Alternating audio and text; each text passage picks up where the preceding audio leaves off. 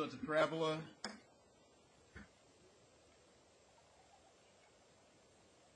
x squared minus 4x plus 4.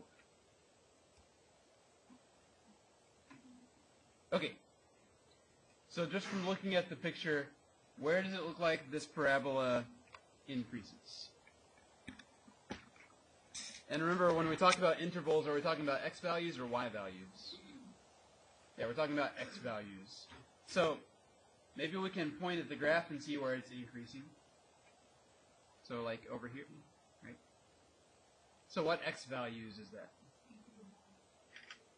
Good. From x equals 2 all the way to infinity. Right. So it's increasing from 2 to infinity. And you'll notice we don't actually include 2. Is it increasing or decreasing at 2? Neither. Okay. So where is our function decreasing other than just, oh, right there? What x values?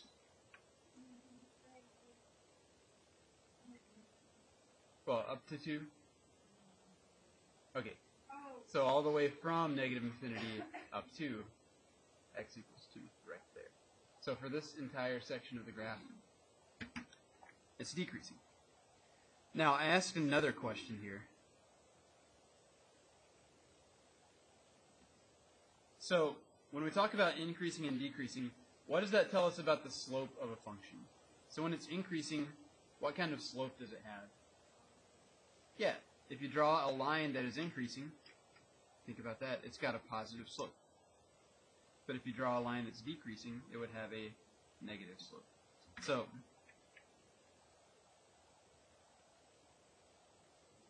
everywhere that it's increasing, we have a positive slope. Everywhere that it's decreasing, we have a negative slope.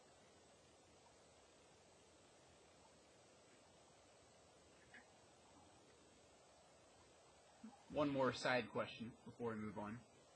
What could I say about this point right here at the bottom? What would I call that point?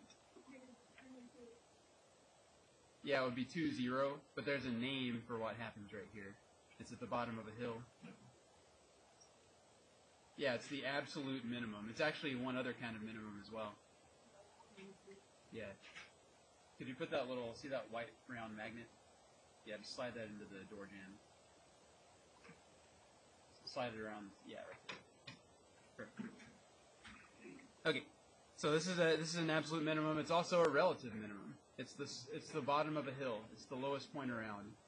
It's also the lowest point on the entire graph. So it's both an absolute minimum and a relative minimum. Okay.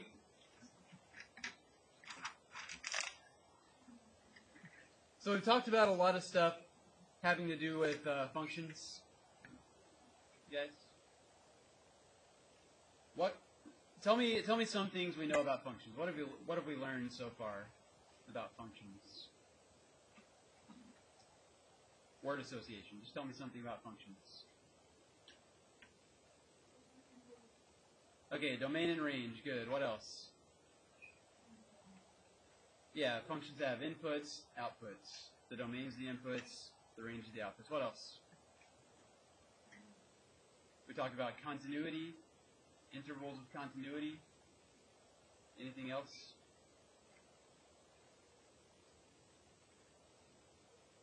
What have we been doing for the last 2 weeks? Just that stuff? Mostly that stuff. Okay, we'll talk about graphing them, finding all that stuff from the graph. So today we're going to talk about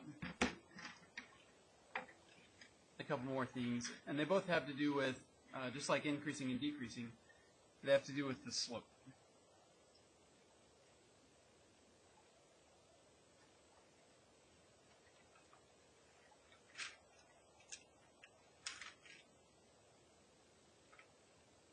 And two different kinds of slope. An average slope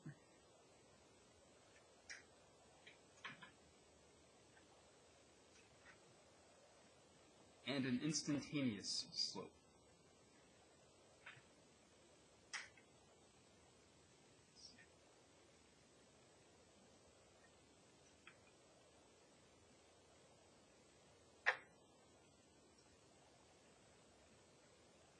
Okay, so before we talk about slope, we're going to take a little field trip. Is that okay? Where do you want to go, Ethan? We can't go there. Where else? Okay. We're going to take a field trip to New Zealand in our amphibious school bus. Okay. So let's say we start right here. Okay? So you can graph this or you can just watch. I just want you to get this basic idea. Alright. So New Zealand's pretty far. At least that's what I've heard. So I'm gonna track our distance on the x-axis here. So our distance that we've traversed.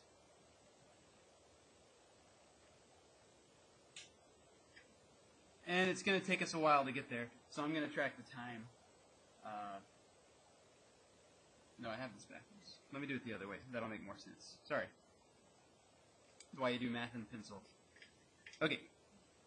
So I'm going to keep track of time on the x-axis, and then the distance traversed on the y-axis. Hey, I did it. Okay. So let's say this is the school right here. I think our school looks pretty much like that, right? An old schoolhouse. Okay. So we're going to start off, and first we have to drive 5 miles per hour through the parking lot, right? Speed limit 5 miles an hour. So I'm going to be driving pretty slowly. Okay. So if I've got here my distance, here my time, would you expect that to be a steep graph or a not steep graph? Not steep. So we're not covering much distance for our time. We're going slowly. Okay. So here's our journey through the parking lot. We're moving a little bit, but not very quickly. And then we get out here onto Teasley. We gun it because there's probably a lot of traffic, and you can't just wait for a big empty spot. There'll never be one. So our amazing semi-aquatic school bus speeds up. Now we're going a lot faster, right? So we're going pretty much highway speed down Teasley for a little ways. Then we get onto Interstate 35. Okay? And so we keep on going. Now, at some point, to get to New Zealand, I don't know, I know we're not all like geography buffs, but at some point we're going to have to leave the highway, right? And our semi-aquatic school bus is going to deploy its floaties, that's the technical term, and its propeller. And so here we're going to, we can't go as fast as on the interstate, but we're going to take this trip across the ocean. It's going to take a really long time. We've got to go around the tip of Africa. It's very dangerous. We slow down for that section.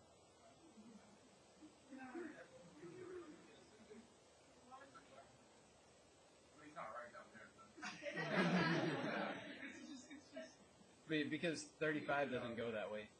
I was excited to get to the coast, so I just went to the closest ocean. Oh, did you want to go through the Panama Canal? Is that? No, I'm saying. So drive to California? Yeah. It'd be quicker to go that way. Well, I tell you what, we'll go that way on the way back. Okay.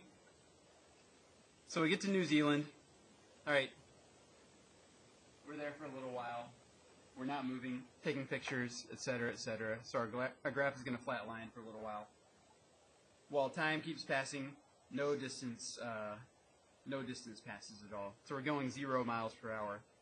We take a little sightseeing tour, talk about New Zealand's contributions to mathematics.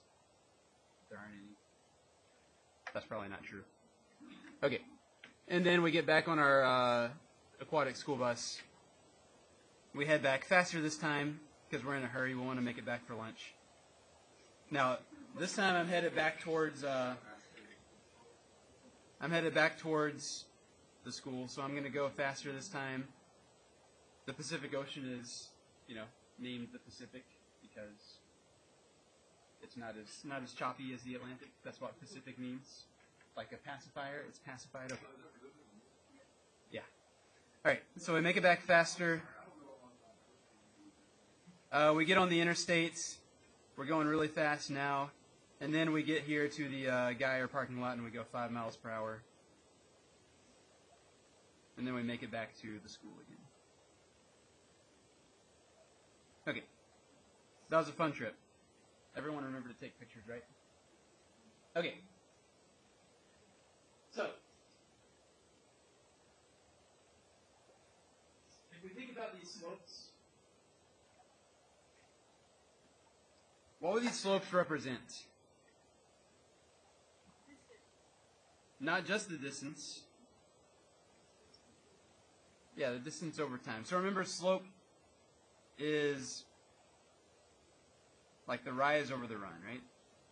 The change in y over the change in x. Or in this case, our y value is the distance.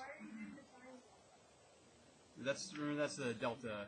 It means the change. So the change in the y value and the change in the x value. So your change in distance over your change in time.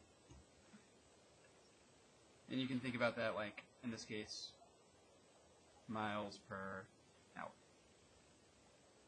Okay? So this is one interpretation of slope, one example. All right, so that was a fun field trip. Okay. So we all get home. Everything was fine. Where are we going the fastest? Can you see it on the graph? What? On Teasley? Yes, interestingly enough, on Teasley, we were just trying to keep up with traffic, that's all. So we were going the fastest there and then merged onto the highway and just kept going all the way and splashed into the ocean. And then we got slowed down by waves. Okay. So if I look, at least the way I've drawn this graph, if I look at any of these individual points, basically I just drew straight line segments, right? So a straight line segment there, and then a straight line segment there, a straight line segment there. Do you think that's realistic? No? Probably not. So would I instantaneously go from 5 miles an hour to, say, 70 miles an hour? No, the semi-aquatic bus is pretty cool, but it's not quite that cool. It does actually have to speed up, right? And so this would be a gross simplification of our trip right here. So let's zoom in a little bit. Let's look at one slightly more realistic scenario. Okay. So in reality, let's say that merging onto Teasley might look like this. So we started off at about 5 miles an hour, and then we gradually speed up, right, like that. So we're slow over here, and then we're fast over here. Agreed? So here's 5 miles an hour, here's maybe 75 miles an hour. Yes? No? Talk to me. Okay. And so, really, what we're looking at here, although our slope at each particular instant might not be accurate, we could look at this as sort of an average slope rather than an instantaneous slope. So to help make that point, let's do one more. Okay.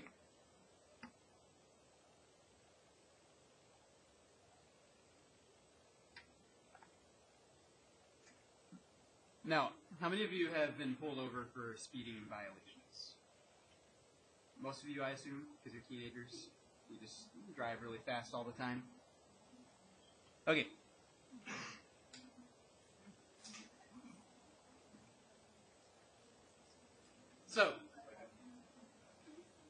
There are different types of ways that policemen might catch you speeding. One of them is with a radar gun. Maybe you've seen them sometimes, like standing next to the car, pointing it over the door. It's very scary. But there's actually another way. And so this way would have worked before the advent of radar guns. And some highways still have this automated system. And it has more to do with not how fast you're going at an instant, but how long it takes you to get from one place to another. Okay. So let's say that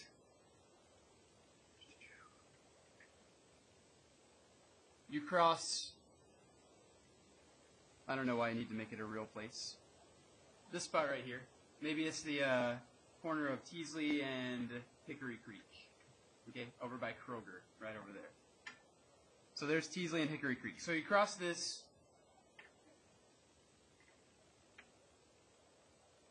and then let's say we're headed south. How far is it from, you think, from the school, or from near the school, right up there, to, let's say, where do y'all like to go? Teenagers? Do teenagers still hang out at the mall? Is that a thing? How far is it to Grapevine Mills? About 20 minutes? How many miles? Okay, let's say it's 15 miles. So here's Kroger. Now, let's assume that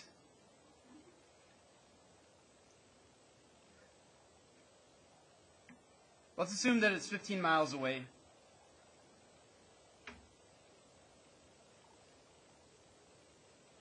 And let's assume that you got there in 10 minutes. Okay? Now, the speed limit most of that way is 55 or less.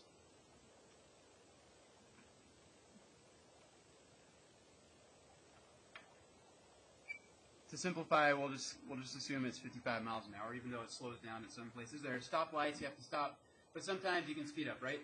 So you're not going one particular speed that entire time. So my question is,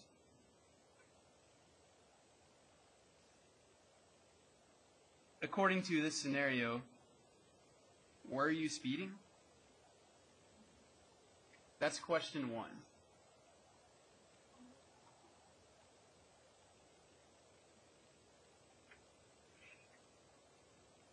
So what do you think?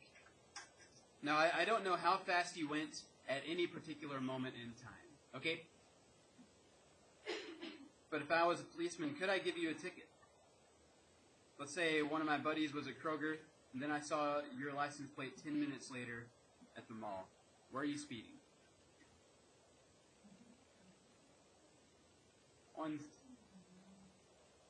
Well, usually it would be like automated with little cameras on the highway. Okay, so nobody's given me an answer yet. What do you think? What does your gut tell you?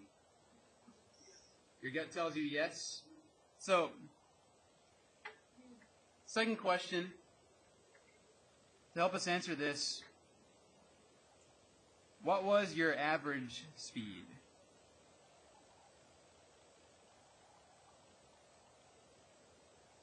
How do we figure that out? Well, how do we usually measure speed again?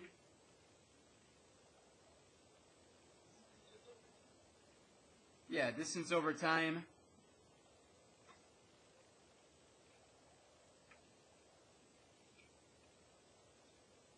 So let's put distance over time. Now, we usually measure it in miles per hour, right? So how many miles did I go? 15 miles. And if I want to put this in miles per hour, would I use 10 minutes? That would be in miles per minute, right? But it's easy to convert. So we're gonna get a little stoichiometry review. I can tell you're excited. Okay. Making train tracks. So, this is miles per minute. I want to change that from minutes to hours. So how do I convert from minutes to hours? Okay, minutes would have to go on the top, and then hours on the bottom, so that it'll cancel. And how many minutes are there in an hour? Okay. So this is going to leave us in miles per hour. Yay, chemistry. Okay. So how many miles per hour is that?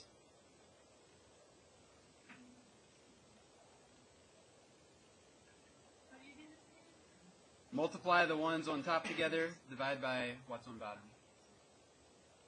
So on top we get 900.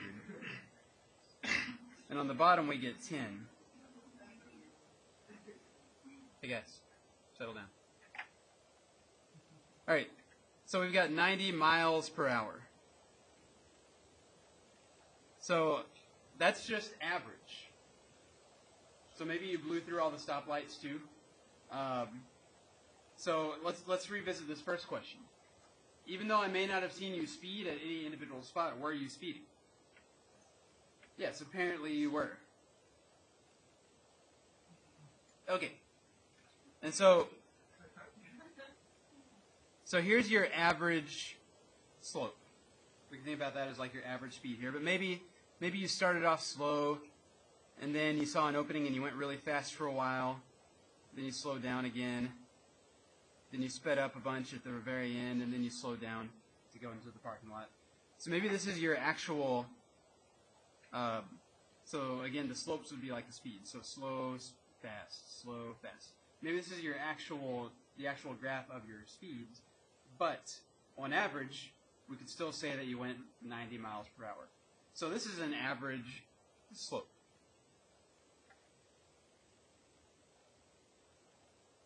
Okay. So after all that talking and driving around, let's talk about what an average slope is, what it looks like on just some graph. So you can think about it kind of like an average speed. I don't know how fast you were going that whole time, but I know that if I take the total distance divided by the total time, or the change in distance divided by the change in time, just like the slope formula, change in y over the change in x, I'm going to get an average value. Okay.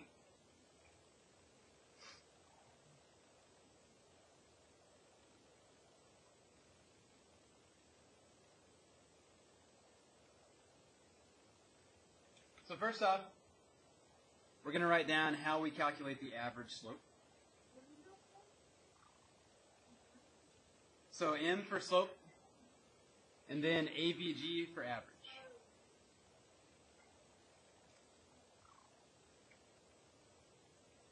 And I'm going to come back to this graph that we drew at the beginning of class. So I might... Oh, it should be at 2? Here. Oh, you're right, it should. Okay, then it's a different graph. Alright. So let's say I wanted to find my average slope from this point to that point. Okay? So for our average slope, we are going to find the distance, the slope,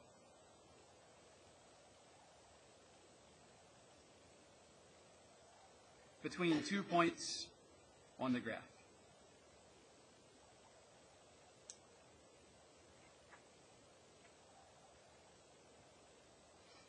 Alright, and this could work for any 2 points,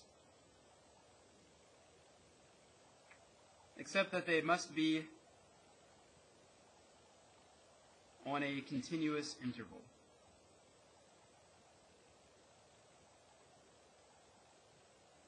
Because if our graph jumped like this, and then down here, and you tried to find the average slope between this point and this point, then that wouldn't really be a meaningful thing. So it's not like you drove in your car and then you set the warp drive and jumped backwards 10 miles and then started driving the other direction. That's not the way that we understand the world. So it has to be, you can't see it. So it has to be on a continuous interval. Otherwise, finding the average slope doesn't make sense. Okay, so we're going to find the slope between these 2 points right here. And remember, the slope is the rise over the run. Okay, so at this point, essentially we're just finding the slope of what kind of shape?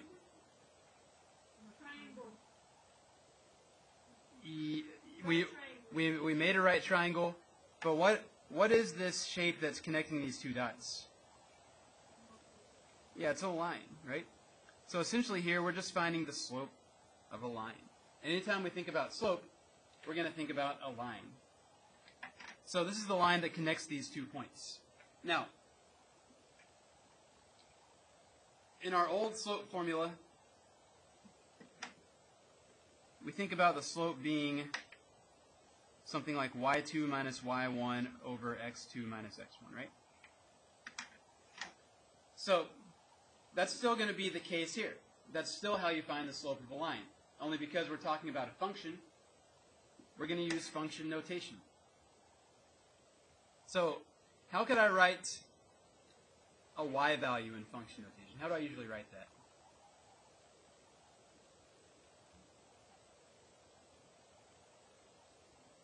Function notation. Let's say this function was f of x, and then this point right here was a. Then what would the y value be?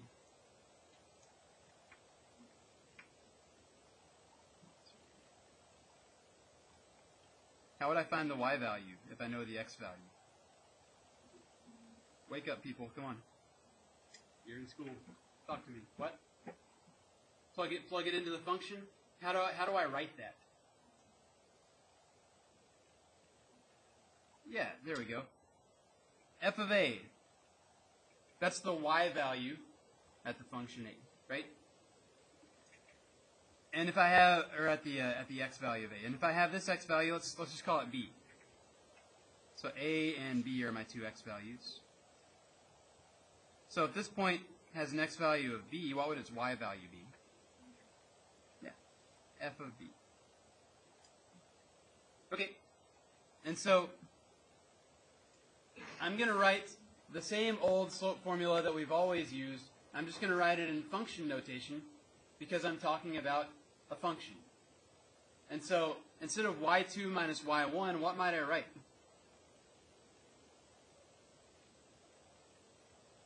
Yeah, f of a minus f of b, or I'm going to write it the other way. F of b minus f of a, although you could write it either. So that's my change in y values.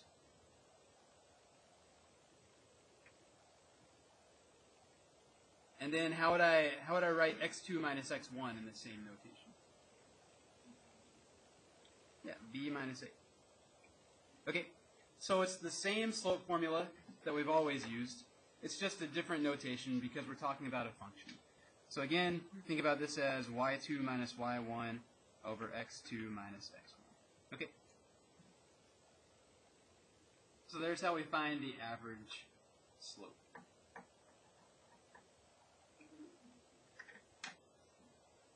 So again, it's just the slope between any 2 points on your graph, as long as they're on a continuous interval. So let's try an example.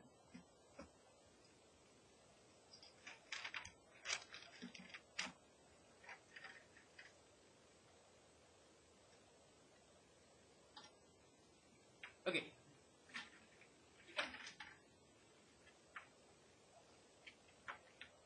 I'm going to use that same function we had a second ago. X squared minus 4x plus 4. The same one from the warm-up. So given this function, I want to find the average slope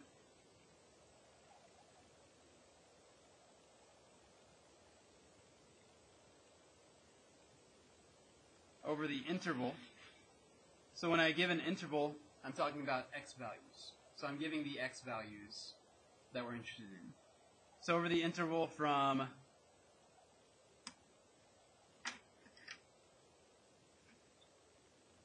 1 to 4.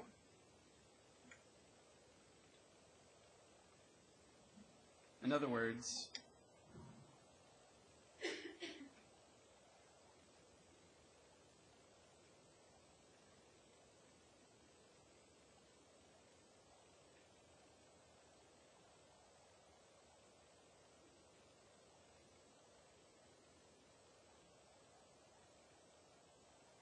so here's what our function looks like. So here's x equals 1, and here's x equals 4, right here. Okay? So over that interval from 1 to 4, I want to find the average slope. Or in other words, I want to find the slope between these 2 points right here. The slope of the line that would go through those 2 points.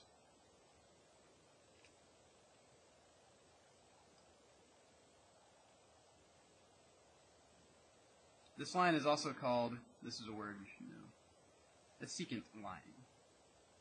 The secant line crosses a curve at 2 points, like so. Okay? So, in other words,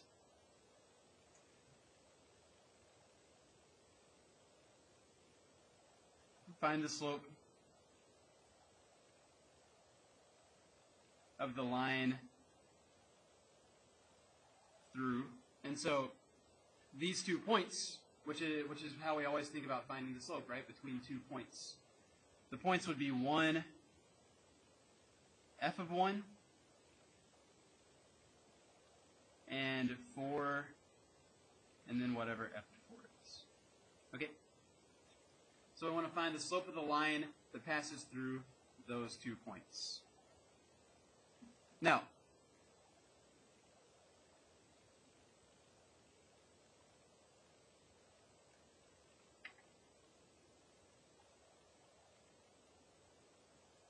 to write out our slope formula, again, we're gonna look at the rise, which is the difference in the y values, and we're gonna look at the run, which is the difference in the x values. So our y values would be whatever f of 4 is, and whatever f of 1 is. So the y value at 4, in other words, and the y value at 1, divided by 4 minus 1. So this is the formula to calculate the average slope that we just wrote down on the page before.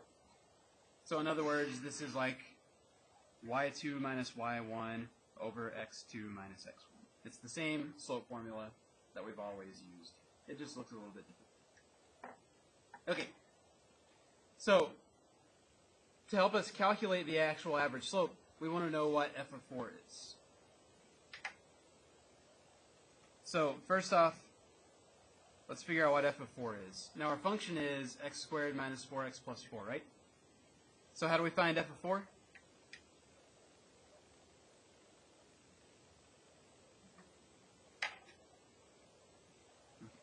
So that would be 4 squared minus 4 times 4 plus 4.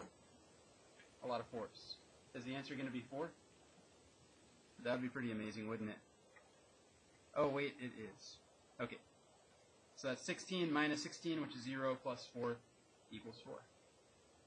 Okay. So f of 4 is actually just 4 in this case. It won't always work out quite like that. Okay. I didn't do this on purpose. Now, what's f of 1?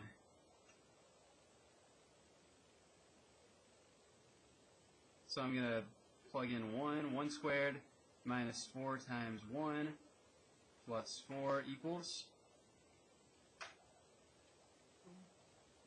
Yeah, it actually equals 1, which is kind of strange and makes this kind of a bad example. Okay, so in this case we get 4 minus 1, so that's f of 4 and f of 1. So it just happened to work out that way. So this point down here is 1, 1, and this point up here is 4, 4. So on top, the y values are 4 and 1. The x values are also 4 and 1. So what's our slope? What's 4 minus 1? What's 4 minus 1? What's 3 divided by 3? Okay.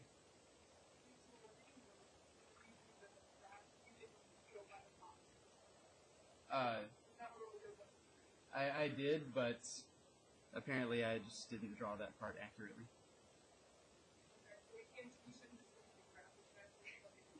Well, I mean, you could look at the real graph. I just sketched that. So yes, apparently my graph is, let's say, not drawn to scale.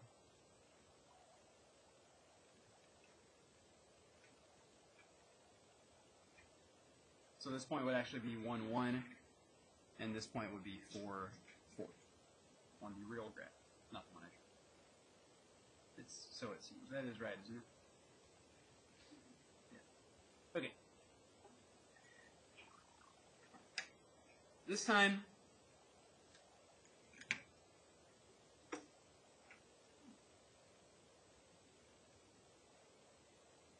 let's find the average slope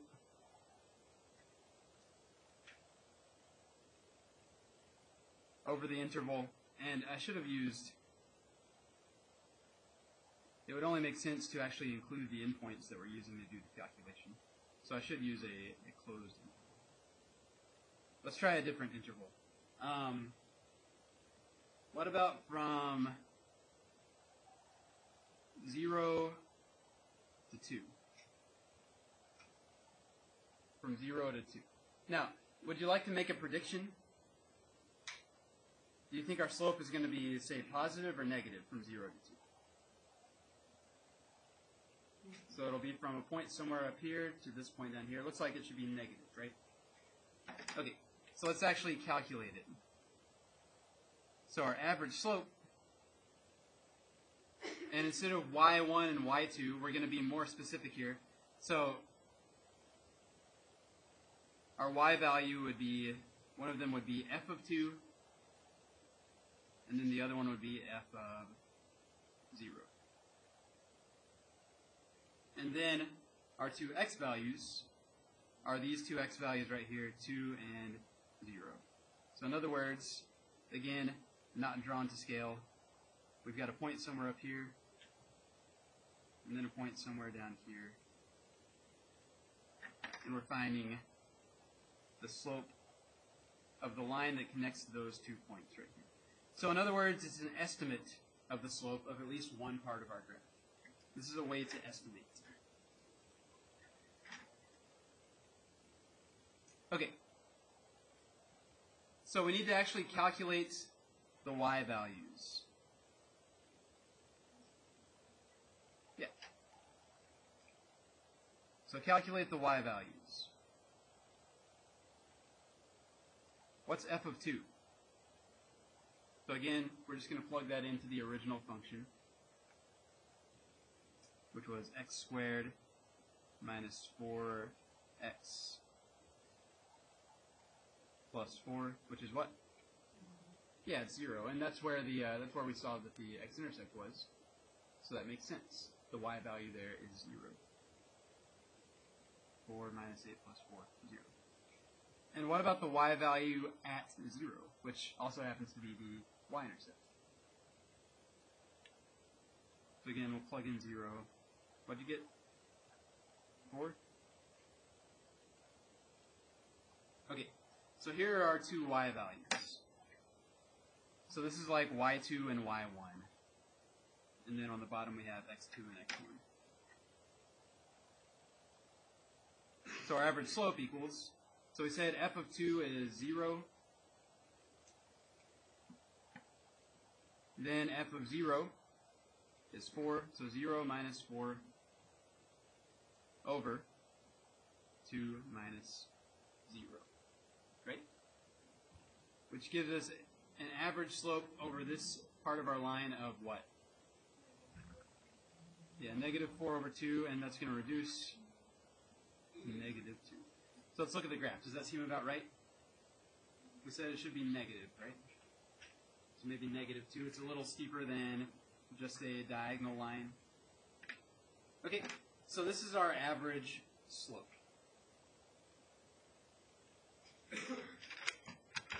Alright, questions there?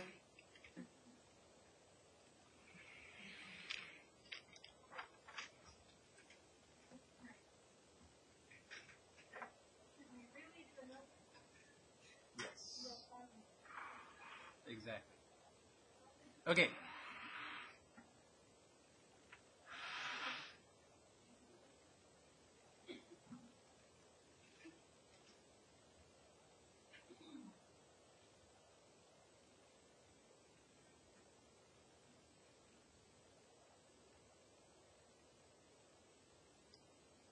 All right.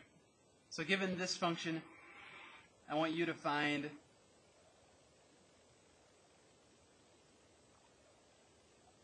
the average slope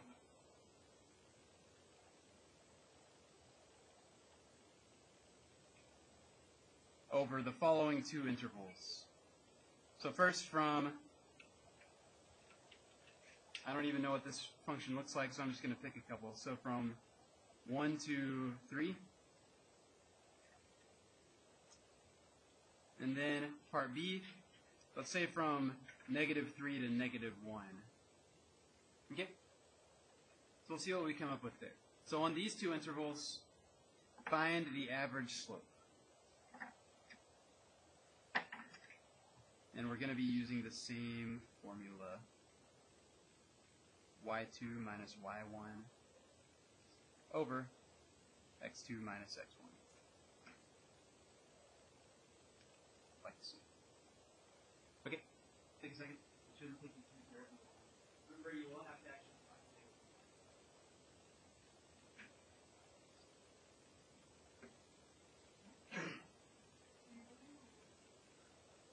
No, you don't have to have any idea what you're going to actually find.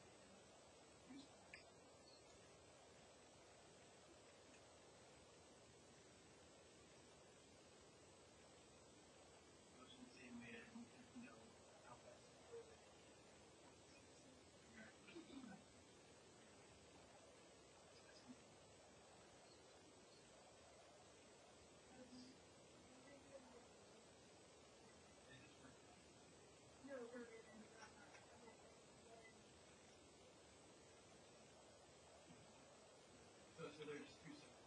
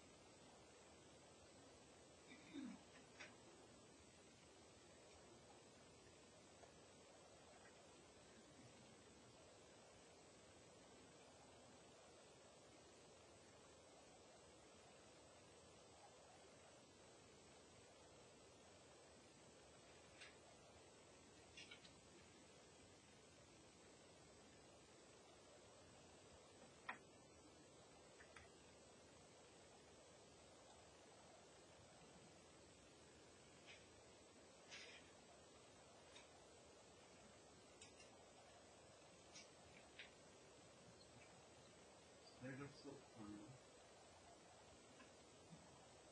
F of 3.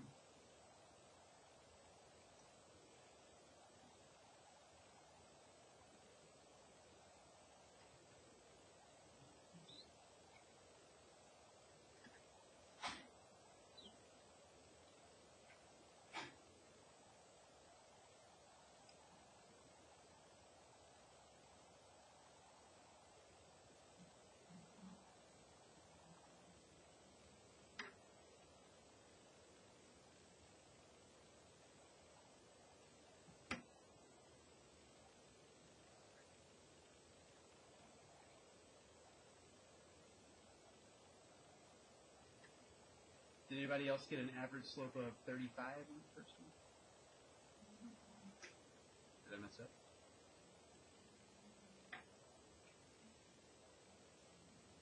It is possible that I messed up.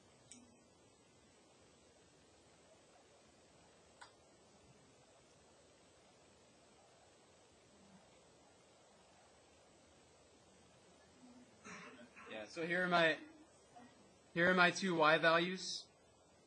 That is x cubed. There are my two y values. Then on the bottom, the two x values. Okay, we'll play around with this a little bit more tomorrow, and its slightly more interesting cousin, instantaneous slope.